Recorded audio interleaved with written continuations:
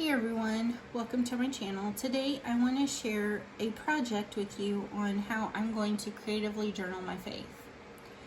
I am going to create an envelope with my punch board, and I'm just using some paper that I got very inexpensively. I believe it was around 19 cents at Joann's.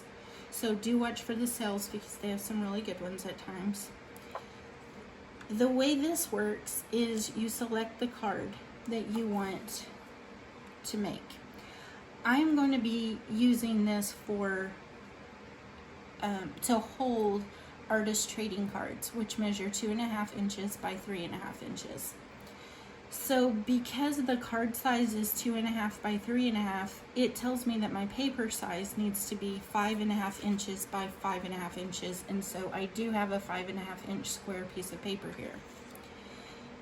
Then it tells me the score line would be at 2 3/8, so that's where I'm going to use this guide. You take your piece of paper.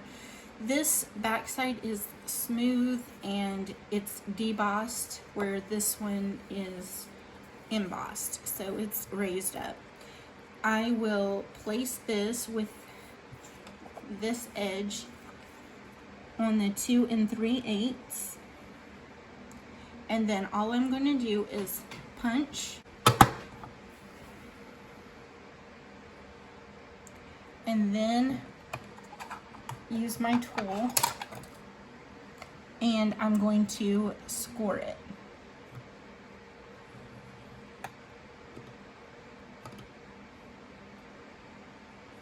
It's hard to do with those dots, but there is my score line.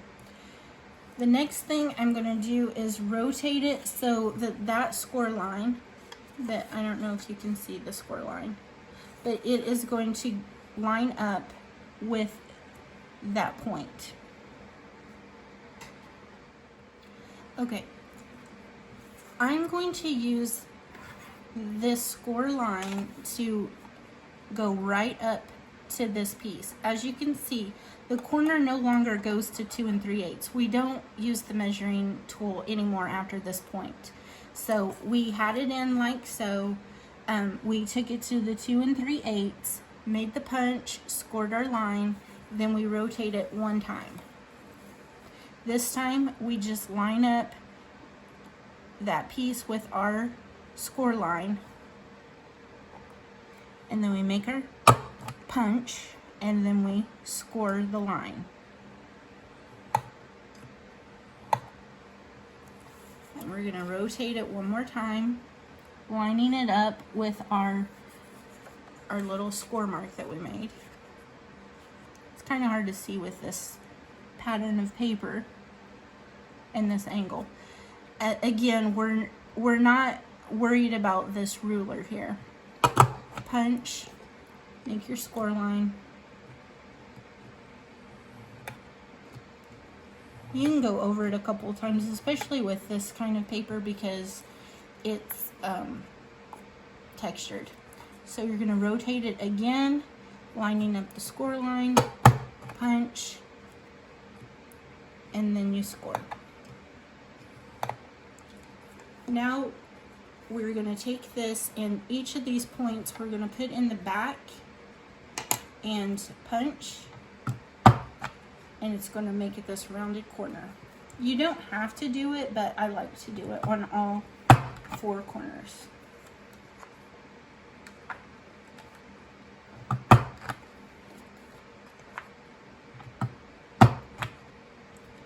And now we're done with this tool, so we can set it aside. You will have some debris from the paper below as it falls. And then you just want to turn over your envelope. Fold up and use your tool here to just burnish the edges on each of those folds.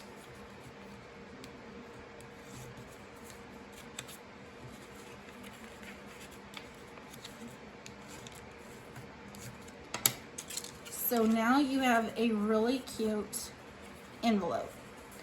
I like to use adhesive on the sides so that I can close it up. You can use wet glue or the score tape. I'm just going to use my adhesive for the purpose of this video. So you don't want to get adhesive here. So what I like to do is I just put it here on this piece that I'm going to fold up, and I do it on both of those.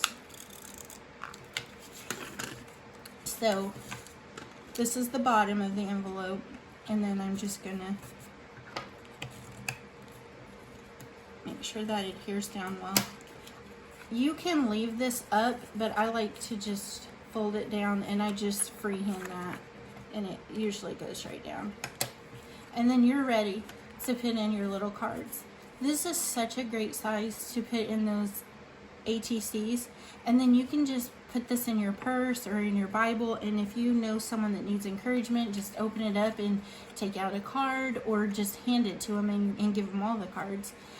It's just a really fun size. You can do it with any pattern paper or solid cardstock that you want. You can coordinate it for the holidays, and then you can add washi or stickers or put their name, and it's just a really fun project. So I hope that it inspired you to try one. You can tuck in memory verses, little cards that you make for yourself. You don't have to make them to give away, and they fit perfectly inside. Even in the smallest Bible, I could tuck it in the back, and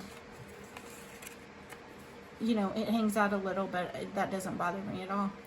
But you could do that or put it in a notebook. So I hope that inspired you. If you create something like this, let me know. I know not everyone has that tool. If you don't purchase it online, there are other tutorials that you can find that will show you how to make those cards without the tool. I don't know how to do that, so I can't tell you. I hope something I've shared today helps you on your creative journey. Thank you.